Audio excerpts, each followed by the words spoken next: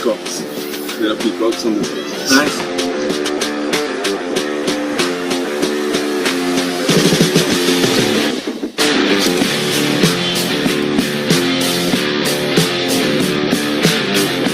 Morning. Great to see you. Welcome. When did you get? I came into Hyderabad. Is it okay? Ready? No, thanks for making it work.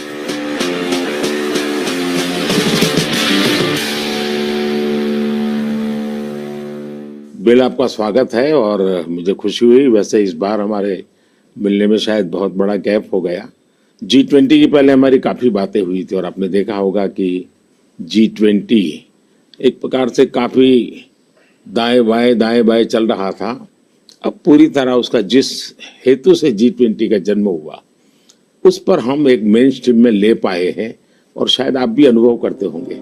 Well, the G20 is way more inclusive, and so it was fantastic to see that India, in hosting it, really raised things like digital innovation and how this South-South collaboration can be far more than just the dialogue with the North. It can actually be a system that improves health. And, you know, our foundation is so excited about the positive results that you've achieved here in India that we'll be a partner in trying to take that into many other countries. आपकी बात सही है। जब मैं Indonesia में भी G20 में गया था तो दुनिया के सभी देशों की क्यूरियोसिटी ये थी कि आपने ये डिजिटल रिवॉल्यूशन कैसे लाया है। और तब मैं उनको समझाता था, एक तो मैंने इस टेक्नोलॉजी को डेमोक्रेटाइज कर दिया है, ये किसी की मोनोपोली नहीं रहेगी, ये जनता का होगा, जनता के द्वारा होगा और जनता में जो भी उभरती हुई टैलेंट इसमें वैल्यू एडिशन करेगी वो करती चलेगी, ताकि कॉमन मैन को भी टेक्नोलॉजी पर विश्वास पैदा होना चाहिए। जैसे 10 डॉक्टर होते हैं, सब MBBS होते हैं, लेकिन एक डॉक्टर के पास ज्यादा लोग जाते हैं क्योंकि उसका भरोसा बन गया है। In areas like digital government, India is not only adapting technology, but it's actually leading the way. What are some of the things you're excited about? Health, agriculture and education. मैंने जो आरोग्य मंदिर बना है, 2 लाख आरोग्य मंदिर, आयुष्मान आरोग्य मंदिर विलेजेस में, ये जो मेरे हेल्थ सेंटर है उनको मैं डायरेक्टली मॉडर्न टेक्नोलॉजी से बेस्ट हॉस्पिटल के साथ उनको जोड़ देता हूँ। पहले शुरू में उनको लगता था कि डॉक्टर तो है नहीं, मुझे देखे बिना कैसे बताता है, लेकिन बाद में उनको समझ आया कि टेक्नोलॉजिकल इंस्ट्रूमेंट और सैकड़ों किलोमीटर दूर बैठा हुआ डॉक्टर भी उनको सही डायग्नोसिस कर रहा है, सही एडवाइस कर रहा है। तो लोगों का कॉन्फिडेंस बढ़ रहा है। जितना बड़ी हॉस्पिटल में होता है उतना ही छोटे आरोग्य मंदिर में हो रहा है। तो ये डिजिटल प्लेटफॉर्म की कमाल है।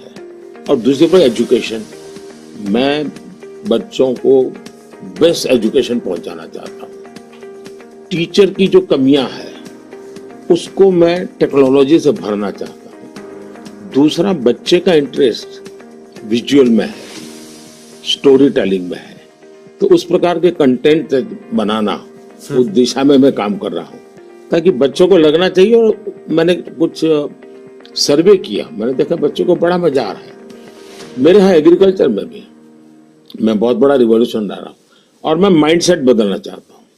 In one of the themes I think India brings to technology is that it should be available for everyone, actually lifting up those who need it the most. जब मैं दुनिया में डिजिटल डिवाइड की बात सुनता था, मैं कहता मेरे देश में मैं ऐसा कुछ नहीं होने दूंगा कि डिजिटल डिवाइड हो।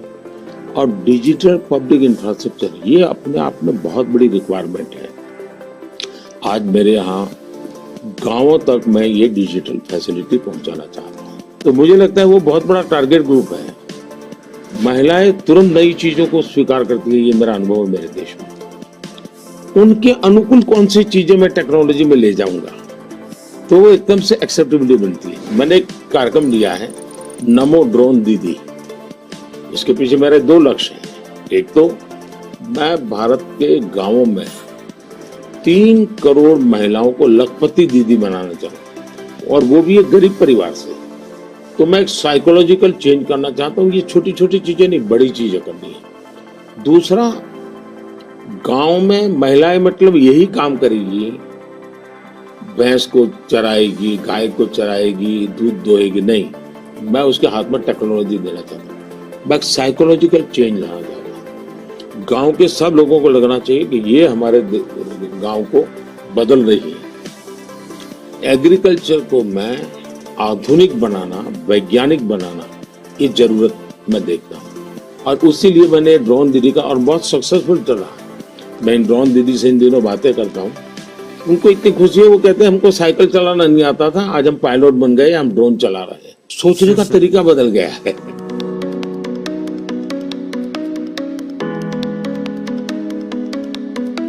मैंने अफ्रीकन कंट्रीज के बहुत से लोगों से बात की। मैंने उनको कहा कि मैं इसमें आपकी मदद करने को तैयार हूं, क्योंकि ये सबको समान अवसर देता है और डेमोक्रेटाइज, ये उसका मेन पॉइंट है, उसको नहीं छोड़ सकते आप। अब आपने देखा होगा कोविड में दुनिया सर्टिफिकेट नहीं दे पा रही थी। मेरे यहाँ मुझे वैक्सीन लेना है तो मैं कोविन ऐप पर जाकर के कितने डिस्टेंस पर मुझे मिलेगा, कौन सा टाइम स्लॉट मिलेगा, और मेरा सर्टिफिकेट भी मुझे within fraction of second मिल जाता था। और कोविन मैंने ओपन सोर्स कर दिया था, कोई भी उसका उपयोग कर सकता है। तो ये मेरा होगा, उसका कारण डिजिटली बहुत लाभ हुआ है मेरे देश में। और हम शायद जो इंडस्ट्रियल रिवॉल्यूशंस हुए, फर्स्ट सेकंड, हम पीछे रह गए क्योंकि हम गुलाम थे। ये चौथा जो इंडस्ट्रियल रिवॉल्यूशन है, जिसमें डिजिटल एलिमेंट सबसे बड़ा है, और भारत इसमें बहुत कुछ प्राप्त कर लेगा, ऐसा मेरा विश्वास है। Yeah, I think the key point is that the digital infrastructure just keeps richer.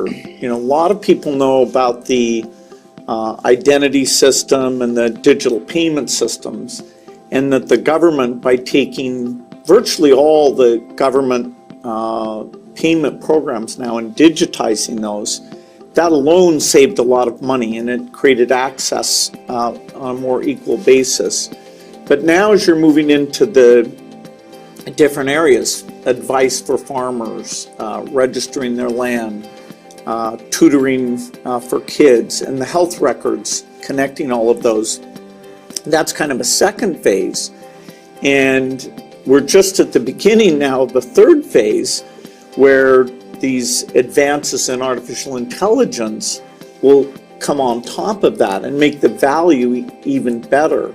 आपने सही कहा, AI का महत्व बहुत है।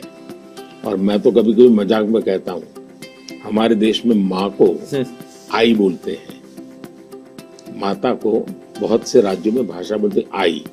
अब मैं कहता हूँ हमारे यहाँ बच्चा पैदा होता है तो आई भी बोलता है, AI भी बोलता है। वो इतना एडवांस हो गया है। अब देखिए मैं कैसे उपयोग करता हूँ, मैं आपको बताऊं, जिसको देखकर आपको भी खुशी होगी कि कॉमन मैन कैसे AI का उपयोग कर सकता है। जैसे मैंने G20 में AI का बहुत उपयोग किया। मेरे पूरे G20 का परिसर था, उसमें पूरा का पूरा AI का उपयोग करके सारे इंटरप्रिटेशन की व्यवस्था मैंने AI से की। मैंने मेरे सभी ड्राइवर्स को मोबाइल फोन पर ऐप डाउनलोड करवा दिया, उसके साथ बैठे हुए गेस्ट उनको करवा दिया। मान लीजिए वो फ्रेंच भाषा जानते हैं तो ड्राइवर के पास ऐप में फ्रेंच की व्यवस्था थी, वो ड्राइवर के साथ फ्रेंच में बोलते थे, ड्राइवर अपनी लैंग्वेज में सुनता था, ड्राइवर अपनी लैंग्वेज में जवाब देता था। यानी ड्राइवर के साथ कम्युनिकेशन किसी भी लैंग्वेज में वो कर सकते थे। मैंने अभी एक प्रयोग किया, मैं काशी तमिल संगम में कार्यक्रम करता हूँ, तो काशी में तमिलनाडु के लोग आए हुए थे, तमिल भाषा मैं बोल नहीं सकता हूँ, तो मैंने AI का उपयोग किया। मैं हिंदी में बोला और सबने मेरा भाषण तमिल में सुना AI के द्वारा। उसी I am using my NaMo app, और मैं AI का बड़ा उपयोग करता हूँ और मेरे लिए पूरे देश में बहुत काम आता है। ये मेरा फोटो बूथ है। अब आप सेल्फी ले लीजिए इस पर, take the selfie.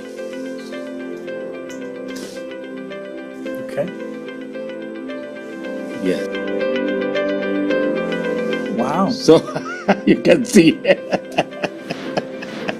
Wow.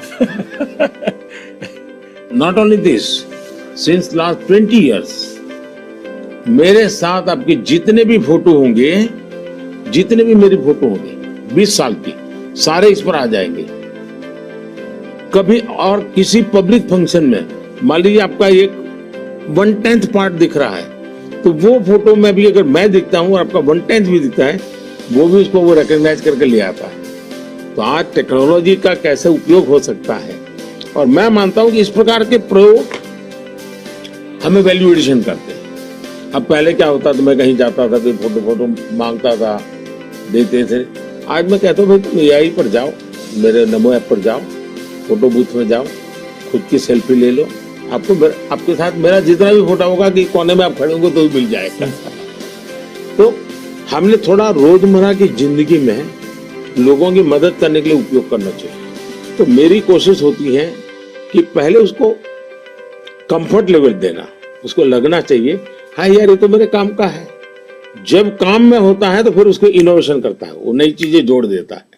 I'd love to hear your view on how India sees AI. अगर हम AI को एक मैजिक के टूल के रूप में उपयोग करेंगे तो शायद बहुत बड़ा अन्याय हो जाएगा।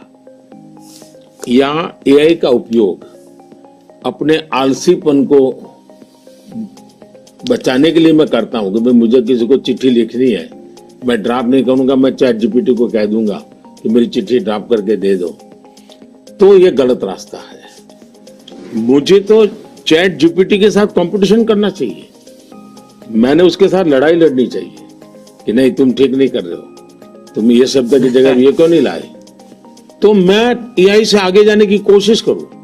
अब जैसे हमारे यहाँ बहुत सारी लैंग्वेजेस हैं, बहुत सारी बोलियां हैं, मैं AI को कहता हूं आप इन बोलियों को पकड़िए। मेरे एस्ट्रोनॉट्स को इंट्रोडक्शन के लिए गया था, तो हमारे एस्ट्रोनॉट्स किस प्रकार से काम करने वाले थे, तो रोबोट से मैं बात कर रहा था। मैंने रोबोट से काफी बातें की और मैंने देखा कि मैं अलग अलग टोन में बोलता था, थोड़ा लहजा बदल के बोलता था, और मैं देख रहा था कि वो मुझे प्रॉपर रिस्पॉन्ड कर रहा था। फिर मैंने उसका नाम बदल करके पूछने की कोशिश की, तो फिर उसने रिस्पॉन्ड नहीं किया। तो मैंने कहा आपका AI, मैंने 3 मिनट 4 मिनट बात किया, अभी तक वो मेरी आवाज को रिकॉग्नाइज नहीं कर पाया। जब तक मैं उसका नाम नहीं बोलता हूं वो मुझे रिस्पॉन्ड नहीं कर रहा। मैं वो चाहता हूं कि मेरे आवाज को सेंस करे, और भले ही मैं उसका नाम न बोलूं लेकिन वो मेरे से बात करे।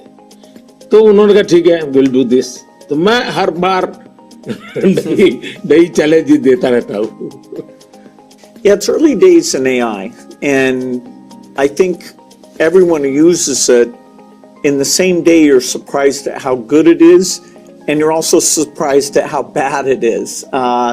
It'll do things you think are hard, and then it'll fail to do some things you think are easy. I started my trip here in Hyderabad, which was a nice occasion because Microsoft is celebrating 25 years in the country, and that's been such a fantastic experience. So I was definitely challenging the team there. Hey, we have to make the accuracy better. And for now, it's like a co-pilot. It helps suggest things, but the final decision about medicine or the letter you want to write, the final decision, we still have to review that, even though it may make us a bit more creative and a bit more productive. It seems like AI is a huge opportunity, but there's some challenges that come with that. How do you think India will approach that? देखिए AI ने जो challenges खड़ी की है वो मैंने देखा है कि इतनी ही अच्छी चीज अगर प्रॉपर्ली ट्रेन किया बिना किसी के हाथ में दे दी जाए तो वो मिसयूज होने की संभावना ज्यादा है। अब मैंने AI से जुड़े सारे ब्रेन से उनसे भी बात की। मैंने कहा शुरू में हमने कोई भी AI जनरेटेड चीज है तो उस पर आना चाहिए वाटर मार्क कि ये AI जनरेटेड है, ताकि कोई मिसगाइड ना हो। और ये बुरी चीज नहीं है, सिंपली इट्स AI जनरेटेड, तो मैं उसका वैल्यू समझ लूंगा। डीप फेक भारत जैसे डेमोक्रेटिक कंट्रीज में और इतनी विशाल कंट्री में कोई एक डीप फेक में कुछ भी चीज डाल दे, जैसे मेरे ही वॉइस में कुछ ऐसी गंदी चीज डाल दे, तो शुरू में तो लोग मान जाएंगे, तो बहुत बड़ी आग लग जाएगी। तो ये जरूरी है कि डीप फेक AI जनरेटेड और ये सोर्स है, ये आज शुरू के दिनों में, आगे चल करके क्या होगा जरूरत नहीं पड़ेगी शायद, लेकिन ये हमने कुछ डूज एंड डोंट्स उस पर सीरियसली सोचना पड़ेगा। उसी प्रकार से मैं AI से पहले काम वो लूं जिसकी मेरी महारत हो और मैं थक गया हूं सो जाऊं वो कर लेगा, तो वो ठीक नहीं है। जैसे हम कह देते कि भाई तुम 5 बजे उसको फोन लगा देना, तो AI कर देगा, या मैं कह दूंगा कि मेरा वो गाना मुझे सुना दो, तो कर देगा। तो मुझे पता होना चाहिए ना कि भाई मुझे इस समय किस गाने को सुनने की जरूरत है, मेरे लिए क्या रिक्वायरमेंट है। अगर मैं ये ना करता, मेरे टूल का ही उपयोग करने के लिए खेल खेलता रहूं, तो शायद मैं वैल्यूएशन नहीं कर पाऊंगा, टाइम पास कर लूंगा। In the AI world, data is so important, and yet, people have concerns, privacy concerns. How do we strike the balance there? Data एक बहुत बड़ा इश्यू बना हुआ है, हमने उसकी सिक्योरिटी भी देखनी चाहिए। भारत में कानूनी व्यवस्था तो की है, लेकिन लोगों को भी अवेयर करना पड़ेगा। अब जैसे मैंने आज हमारे देश में यूनिवर्सिटीज वगैरह सारे सर्टिफिकेट क्लाउड में रखवा देता हूँ, ताकि खर्चा भी बचता है और जो भी रिक्वायरमेंट मिल जाती है। मेरे यहाँ कंप्लायंसेस की जरूरत होती थी, मेरे सारे कंप्लायंसेस की कोई जरूरत नहीं है, आप अपना डेटा एक क्लाउड पर डाल दीजिए, मुझे आपका आइडेंटिटी दीजिए, मुझे जो जरूरत है मैं उसमें से ले लूंगा। तो मैं नागरिकों का ईज ऑफ लिविंग के लिए टेक्नोलॉजी का बहुत उपयोग कर रहा हूँ। सर्विसेज के लिए पहले करता था, अब मैं ईज ऑफ लिविंग के लिए कर रहा हूँ। Yeah, data is definitely, it's going to be very exciting that we'll be able to preserve privacy and still learn a lot from the data. Like which crop should you plant? If we get all the data from the farmers without their names, so we don't invade their privacy, but giving better farmer advice, or seeing here in India, the top 10% of teachers are so good, and saying, okay, what are they doing, and how do we spread that to the other people? Or even if there's some new nutrition approach, sometimes it works and sometimes not. And so because you have the medical record, the ability to kind of track and say, okay, this is working very well, or this isn't, we can be a lot smarter without threatening individual privacy. मैं इसको दो तरह, एक हमें common man को भी quality data के लिए ट्रेन करना पड़ेगा। हमारे डेटा में क्वालिटी होनी चाहिए, क्लैरिटी होनी चाहिए। दूसरा, डेटा ओनर को मालूम होना चाहिए कि जो मेरे से डेटा मांग रहा है वो किस काम के लिए मांग रहा है। अगर वो उसके साथ एग्रीमेंट करके उसमें से कमाई करना चाहता है तो उसको अलाउ करना चाहिए कि और पहला, उसको प्रायोरिटी रिसर्च के लिए होनी चाहिए। रिसर्च के डेटा की वैल्यू ज्यादा ना हो, ताकि वरना रिसर्च बहुत महंगा हो जाएगा। और रिसर्च करने वाले इंस्टीट्यूट ने भी उसको एश्योरेंस देना चाहिए कि तेरे डेटा का मैं जो उपयोग कर रहा हूँ वो इसी काम के लिए होगा, ये ग्लोबल गुड के लिए है, कॉमन मैन के गुड के लिए। तो मैं मानता हूँ दुनिया में कोई भी व्यक्ति इनकार नहीं करेगा। I think it's interesting that some of these digital systems create efficiency by getting rid of the middleman, and that's super beneficial. मैं तो कभी कभी कहता हूँ कि मैं ऐसी सरकार चलाना चाहता हूँ, एज फार एज मध्यम वर्गीय जो वर्ग है उसकी जिंदगी से सरकार बाहर निकल जाए, उसकी जिंदगी में सरकार की कोई जरूरत ही ना हो। जो गरीब है जिसको सरकार की जरूरत है वहां सरकार भरपूर हो, लेकिन जिसको कोई जरूरत नहीं, बिना कारण सरकार जाकर के उसको कुछ ये लाओ वो लाओ, ये करो वो करो करती रहती है, तो वो बंद हो जाएगा। और इसलिए मेरी कोशिश यही है कि हमारा प्रयास यही रहेगा कि हम इसको करें। In 2015, one of the great things we did together was you came to Paris for that mission innovation. That was fantastic. Yes. Climate के संबंध में हम दोनों के विचार एक ही प्रकार के हैं और आपने बहुत सक्रियता से भूमिका भी अदा की। तो उस समय ओबामा, आप, मैं और फ्रांस के प्रेसिडेंट हम मिले थे और तब हम लोगों ने डिटेल में चर्चा की थी हम इसको वे फॉरवर्ड कैसे ले जाएं। लेकिन दुर्भाग्य से वो बात ज्यादा आगे चली नहीं। लेकिन G20 के बाद क्लाइमेट को लेकर एक वातावरण बना है कि भाई सब लोग अपनी अपनी जिम्मेवारी अदा करेंगे।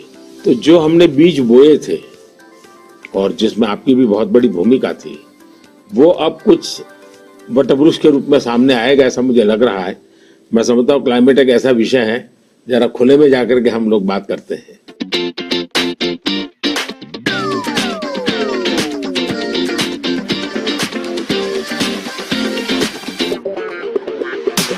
If you're ever coming to the United States, I'd love to have you come to Seattle.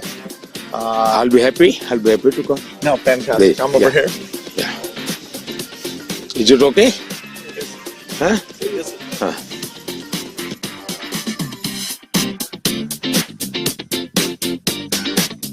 Climate को लेकर के हम बात कर रहे थे। भारत, मुझे बहुत खुशी है कि हम रिन्यूएबल एनर्जी के क्षेत्र में बहुत तेजी से आगे बढ़ रहे हैं। सोलर एनर्जी, विंड एनर्जी, हम काफी काम, हम न्यूक्लियर के अंदर काफी तेजी से आगे बढ़ना चाहते हैं। उसी प्रकार से ग्रीन हाइड्रोजन को हम बहुत तेजी से आगे बढ़ना चाहते हैं। मैं तमिलनाडु में था तो हमने एक हाइड्रोजन से चलने वाली बोट मैंने वहां से रवाना की, जो काशी में मेरे जो टूरिस्ट आते हैं उनके लिए ये एनवायरमेंट फ्रेंडली, पॉल्यूशन फ्री ये बोट काशी से अयोध्या के लिए चलाने के लिए मैंने सोचा है, ताकि क्लीन गंगा की मेरी जो मूवमेंट है उसको भी बल मिलेगा, एनवायरमेंट कॉन्शियस सोसाइटी के लिए भी वहां से एक मैसेजिंग होता रहेगा। Well, India brings to the climate change a rich history of caring about the environment. How do you see connecting those? हमारे यहाँ रीयूज, रिसाइकल ये हमारे नेचर में है। अब देखिए ये जो जैकेट है ये रिसाइकल मटेरियल का है, लेकिन ये रिसाइकल मटेरियल की भी विशेषता है। इसकी विशेषता ये है, जो टेलर के यहाँ कपड़े के टुकड़े निकलते हैं ये सारा वेस्ट इकट्ठा किया हुआ है। फिर जो पुराने कपड़े हैं उसको भी इसमें लिया हुआ है और 30-40% वेस्ट प्लास्टिक बोतल को लिया हुआ है और उन सबको रिसाइकल करके ये कपड़ा बना है। Yeah, the innovation both here in India and the world is coming along. Are the goals that we set, staying below 1.5 degrees, we probably will miss that. Even 2 degrees isn't going to be so easy. And the thing you and I really emphasized in Paris is the need for innovation. If the green approach can be made as cheap or cheaper than the old approach, then the adoption will be very good. If it's more expensive, it's not clear who's going to be willing to pay for that. Should the rich countries pay for that? It's not fair to tell India to slow down, building basic infrastructure just because the West had those emissions. But you'll have to have some adaptation because there will be some warming, particularly which farmers will have to take into account. मुझे लगता है कि हमने 2-pronged strategy की तरफ जाना चाहिए। एक तो है इनोवेशन, और इनोवेशन में हमारी जो रिक्वायरमेंट्स हैं वो क्लाइमेट फ्रेंडली कैसे हो, नेचर फ्रेंडली कैसे हो, उसमें इनोवेशन हो। भारत ने अभी अपने इस बजट में 1 लाख करोड़ रुपए का कॉर्पस फंड बनाया है और यंग जनरेशन को हमने कहा है कि आप इनोवेशंस के लिए आइए। 50 साल तक इंटरेस्ट फ्री लोन हम देंगे और आप इनोवेशन कीजिए। 1 लाख करोड़ रुपए का जो अपकमिंग टेक्नोलॉजीज है, फ्यूचरिस्टिक टेक्नोलॉजी है, उस पर आप रिसर्च करिए, इनोवेशन कीजिए। तो मैं एक तरफ उनको प्रोत्साहित करूँ, लेकिन दूसरी एक बात है जिसको गंभीरता से ले, और ये वो लाइफस्टाइल। और इसलिए मैंने मिशन लाइफ शुरू किया है। और मैं जब लाइफ कहता हूँ तब लाइफस्टाइल फॉर एनवायरनमेंट, क्योंकि हमारी रोजमर्रा की जिंदगी में अगर हम क्लाइमेट फ्रेंडली लाइफस्टाइल स्वीकार नहीं करते, प्रो नेचर हम जीवन नहीं जीते हैं, तो हम बाहरी कितने ही प्रयास क्यों न करें, हम नए नए इनोवेशन करेंगे, नई नई चीजें जोड़ते जाएंगे, हम अपनी जिंदगी को ऐसी कैसे बनाए। अब हमारी मुसीबत क्या है, हमारा प्रगति का आंक क्या, तो भाई कौन सा देश कितना स्टील उपयोग करता है, कौन सा देश पर कैपिटल कितना एनर्जी कंज्यूम करता है, उसके आधार पर उस देश की इकोनॉमी में जा। अगर ये पैरामीटर रहेंगे तो फिर वो इलेक्ट्रिसिटी कंज्यूम करने के लिए कोशिश करेगा, स्टील कंजम्पशन की कोशिश करेगा, फिर स्टील उत्पादन के लिए लगेगा, तो स्टील उत्पादन में कार्बन का प्रॉब्लम करेगा। मतलब हमने हमारी सोचने के तरीको बदलना पड़ेगा। जब सोचने के हमारे पैरामीटर, जिंदगी के पैरामीटर, प्रगति के पैरामीटर हमने क्लाइमेट फ्रेंडली बनाने चाहिए। आज हमारे प्रगति के सारे पैरामीटर एंटी क्लाइमेट है। बिजली कंजम्पशन के आधार पर प्रगति नापी जाती है, स्टील कंजम्पशन के आधार पर प्रगति नापी जाती है। Yeah, I've been interested in your discussions about green GDP. Update me on your thinking. मैं तो कहता हूँ दुनिया को ग्रीन जीडीपी के कंसेप्ट को डेवलप करना चाहिए कि भाई तुम्हारी टोटल जीडीपी में ग्रीन जीडीपी कितनी है, टोटल रोजगार में ग्रीन रोजगार कितने हैं। हम एक नया आखिर टर्मिनोलॉजी बदलनी चाहिए दुनिया की। तो मैं समझता हूँ कि समस्या का समाधान हो सकता है, लेकिन अगर मैं कहूँगा मैं तो जितना उपयोग करता हूँ करूंगा, मैं तो इतनी बिजली उपयोग करूंगा, मैं इतना पानी बर्बाद करूंगा, मैं ये करूंगा। Now, getting consumers involved in this, where they prefer the product that's the clean product when they're buying a car, when they're buying any product, and changing their food consumption. Even if they don't go all the way to be a vegetarian, they can eat less beef and more chicken, or less chicken and more fish. They can moderate quite a bit, and we know that also has some health benefit as well. Not only that, मैं तो कहता हूँ vegetarian में भी सोचने की improvement जरूरी है। वेजिटेरियन में जैसे मिलेट, मैं यूएन के साथ मिलकर के मिलेट ईयर मनाया। मिलेट का फायदा यह है कि एक तो बिल्कुल बंजर भूमि में मिलेट पैदा होता है, मिनिमम पानी चाहिए, कोई फर्टिलाइजर नहीं चाहिए, और ये सबसे उत्तम प्रकार का फूड है, ये सुपर फूड है। अगर हम मिलेट को प्रमोट करते हैं तो वेजिटेरियन होने के बावजूद भी बहुत सी चीजें हैं जो ज्यादा नुकसान करने वाली है, उसमें भी अगर मिलेट पर शिफ्ट करते हैं तो बहुत फायदा हो सकता है। Yeah, when I was in Odisha, they were talking about how millet had been popular a long time ago, and then it came out of favor, and now there's a joint program with the foundation of the government. It's coming back up, and they even took me to some shops where the women were there showing these very nutritious, and actually they tasted good to me, millet crops. So that's a good message मैं for the देख world. रहा हूँ जी, millet में इतना बढ़िया production आना शुरू हो गया, अच्छी अच्छी कंपनियां मिलेट प्रोडक्ट में आ गई, और एक प्रकार से उसका वैल्यू एडिशन हो गया। और कॉमन अब फैशन हो गई। हमारे यहाँ 5 स्टार होटल में जाइए तो मिलेट का मेनू अलग देते हैं, नॉर्मल वेजिटेरियन फूड का मेनू अलग देते हैं, और ज्यादा तो लोग मिलेट मेनू और उसके कारण मेरे छोटे किसान की इनकम भी बढ़ी है और पानी बहुत बचत हो रही है, तो बहुत बड़ा फायदा होने लगा है। Well, during the pandemic, it was fantastic that the vaccines got invented, and India made a lot of those.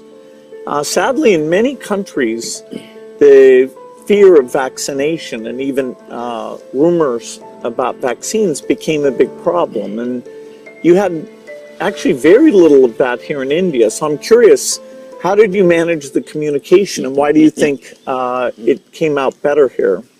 बहुत ही बढ़िया सवाल आपने पूछा है। एक तो मैंने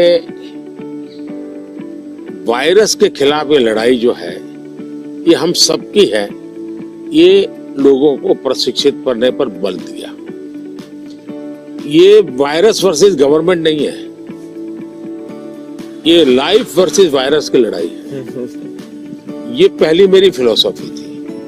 दूसरा, मैं डे 1 से कम्युनिकेट करने लगा सबसे डायरेक्ट, मेरे देश के लोगों से बात। मैं खुद सारे प्रोटोकॉल पब्लिकली फॉलो करने लगा, सब चीजें पब्लिकली मैं उदाहरण के रूप में जाने लगा लोगों के सामने। फिर मैंने कहा भाई ताली बजाओ, थाली बजाओ, दिया जलाओ।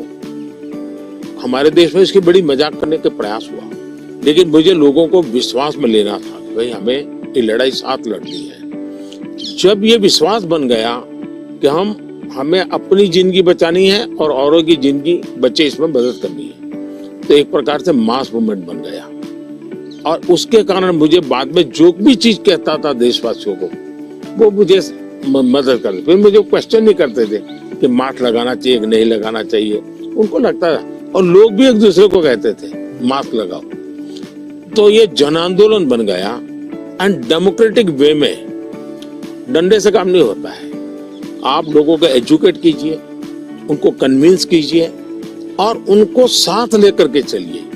ये मेरा बहुत बड़ा अभियान रहा और उसके कारण मुझे वैक्सीन में बहुत बड़ी सभा, किसी ने मुझे रोका नहीं। आर्थिक रूप से मुझे बहुत बड़ा बोझ आया क्योंकि मुझे वैक्सीन बनाने में रिसर्च करनी थी। फिर विश्वास दिलाना था कि यही वैक्सीन चलेगी, तो मैं खुद सबसे पहले वैक्सीन लेने लगा। और मेरी 95 एज की मेरी माँ थी उस समय, मेरी माँ ने भी पब्लिकली वैक्सीन लिया। तो मैंने उदाहरण करके दिखाया, तो लोगों को भरोसा पड़ा कि भाई ये जिंदगी बचा सकती है। आने वाले दिनों में मैं सर्वाइकल कैंसर को लेकर के, खास करके बच्चियों के लेकर, मैं भारत में इस बार बजट में हमारी जो साइंटिस्ट हैं उनको बजट देना चाहता हूँ।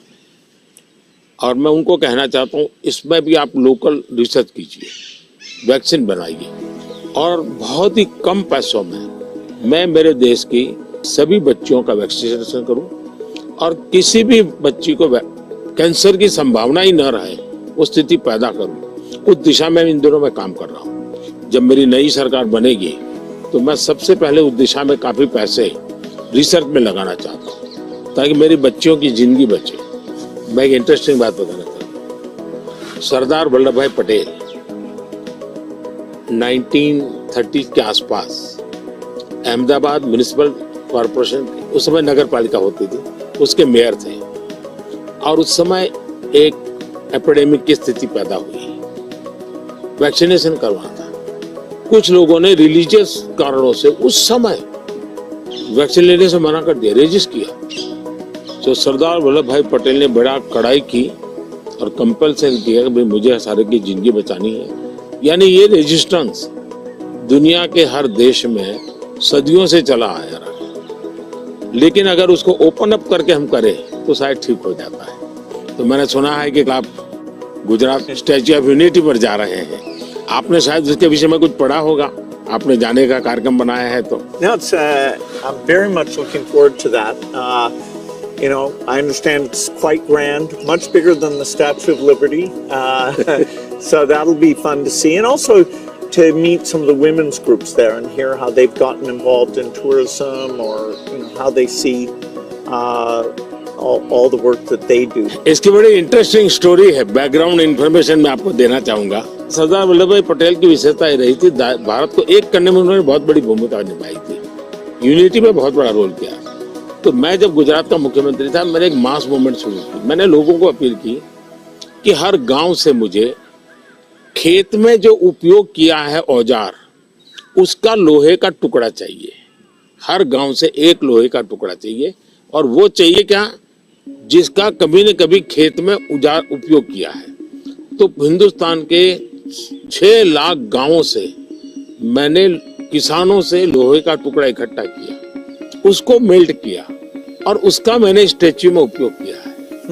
दूसरा, मैं हर गांव से मिट्टी लाया, उस मिट्टी का मैंने एक यूनिटी बॉल बनाया है। तो हिंदुस्तान के 6 लाख गांवों की मिट्टी उसमें है, और मेरा उसके पीछे स्पिरिट है यूनिटी का। हमने इतने बड़े देश की विविधताओं के बीच में एकता कैसे बनानी, उसके लिए मैंने स्टैच्यू बनाया। और स्टैच्यू ऑफ लिबर्टी से ये डबल साइज का है, ये दुनिया का सबसे बड़ा ऊंचा स्टैच्यू, और कम से कम समय में बनाया। Yeah, I hope they have a video of the construction because I'm always fascinated how do you assemble something like that? इसका पूरा एक मैंने किताब निकाला है स्ट्रक्चरल इंजीनियरिंग का पूरा. Okay. फिर फाउंडेशन स्टोन से लेकर के अब तक टेक्नोलॉजिकल इंप्रूवमेंट कैसा हुआ उसका डिटेल स्टोरी है. वीडियोग्राफी भी है और बुक फॉर्म में भी है. वो मैं अपनी टीम को बताऊंगा, वो आपको मिले, क्योंकि ये सच में. और मैंने सभी इंजीनियरिंग स्टूडेंट को वहां स्पेशली ले जाता था कि वो ये स्ट्रक्चरल इंजीनियरिंग का स्टडी करे कि इतना बड़ा काम कैसे हो रहा है. और वो बहुत ही उनका इंटरेस्टिंग था. वो अभी मैंने गुजरात में हिंदुस्तान का सबसे बड़ा सी केबल ब्रिज का उदाहरण किया, हिंदुस्तान का सबसे बड़ा. तो मैंने इंजीनियरिंग स्टूडेंट को कहा तो वहां जाइए, उसका स्ट्रक्चरल इंजीनियरिंग का स्टडी कीजिए, क्योंकि मैं ये हमेशा इन चीजों में चाहता हूँ कि चीजें बना करके छोड़नी नहीं है, मैं उसमें इंस्टीट्यूशनलाइज करना चाहता हूँ, नई पीढ़ी को तैयार करना चाहता हूँ. So over our careers, technology's gotten so much better.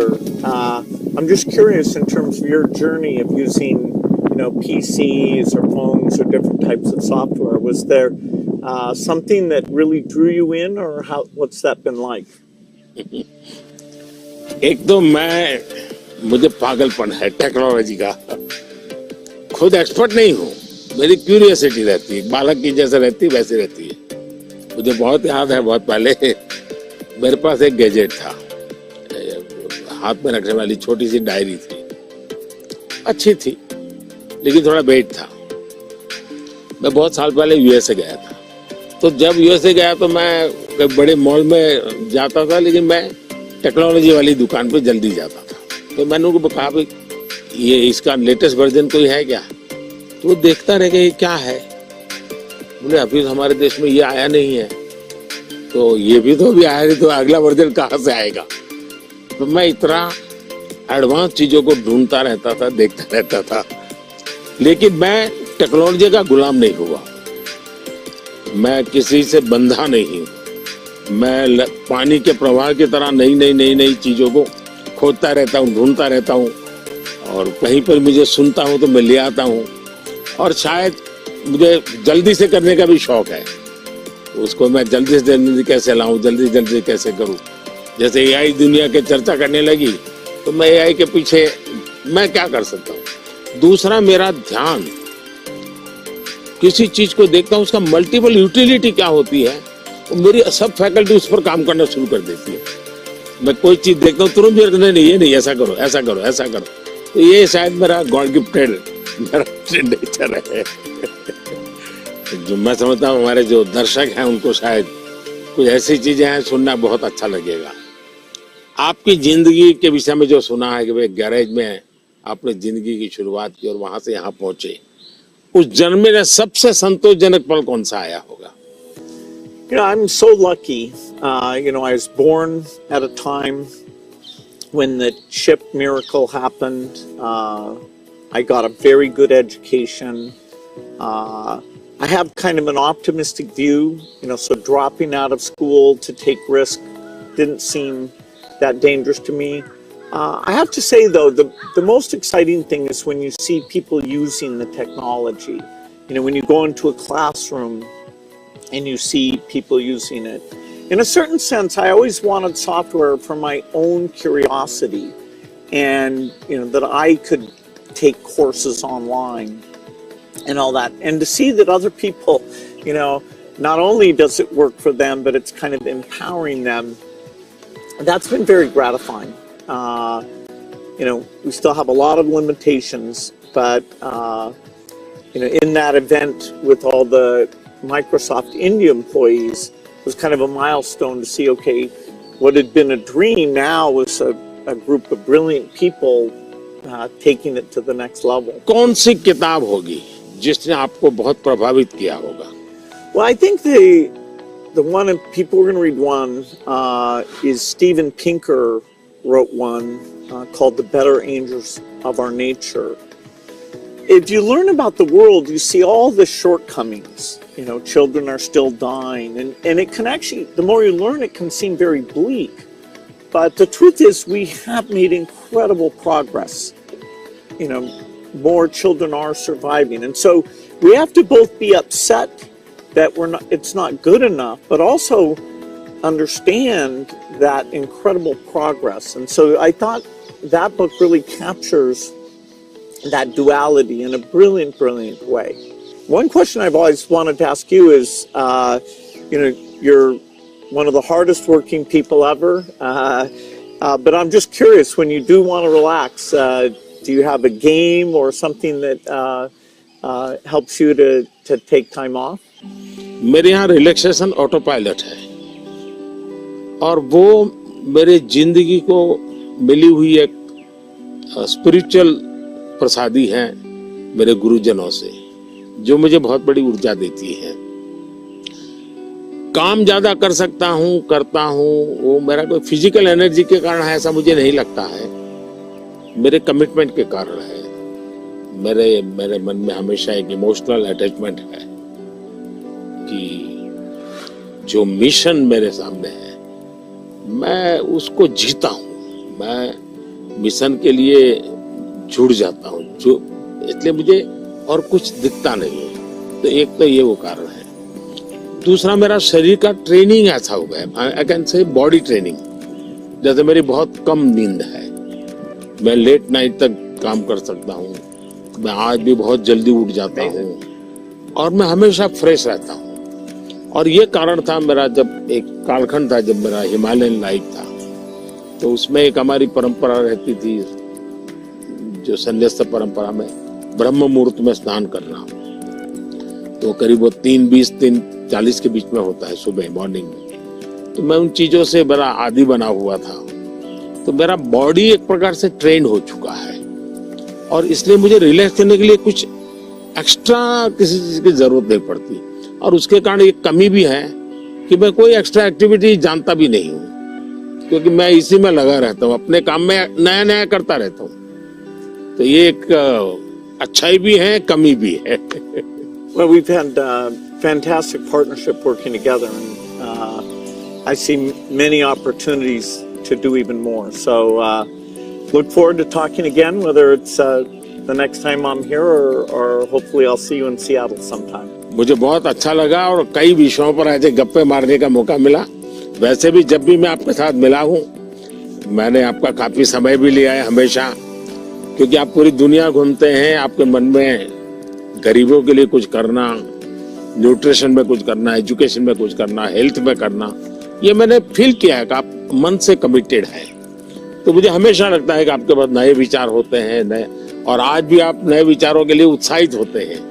आप आराम से जिंदगी गुजारना नहीं चाहते, तो इसलिए मुझे हमेशा आपके साथ बात करना अच्छा लगा है और मुझे हमेशा कुछ न कुछ जानने को मिला है, सीखने को मिला है। और मैं सोच भी नहीं सकता हूँ कि आपका राजनीति से कोई लेना देना नहीं है, मैं पूरी तरह राजनीति में डूबा हुआ व्यक्ति हूँ, लेकिन हमारे बीच में ऐसी वेवलेंथ है कि हम दोनों अगर साल में 4-6 बार नहीं मिलते तो कभी महसूस होती है। लेकिन आज आए, आप समय निकाला, मुझे बहुत अच्छा लगा, मैं आपका बहुत आभारी हूँ। Thank you. Thank you. Sir, thank you.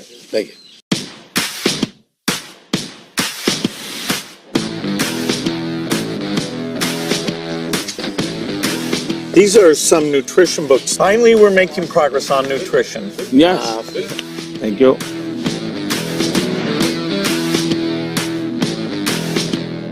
Tamil Nadu में टूटीकोटी, वहां पर ये मोती बनाते हैं और एक प्रकार से पर्ल सिटी के रूप में जाना जाता है। बहुत बड़ा काम वहां के फिशरमैन करते हैं। मैं गया था, मैंने सोचा आज आपको ये दिखाऊंगा भी और आपके लिए ले जाऊंगा। Very generous. Thanks so much. Bharat में वैसे टेराकोटा एक बहुत पुरानी परंपरा है, लेकिन ये तमिलनाडु का आर्ट है। ये बहुत पॉपुलर होता है, मंदिरों में रहता है, घरों में भी रहता है, पूजा के लिए भी इसी प्रकार की विशेष चीजें बनाते हैं वहाँ। ये है पश्मीना स्क्राफ्ट है और ये हमारे यहाँ बहुत ही पॉपुलर है कश्मीर में। ये केसर है, ये भी कश्मीर का है।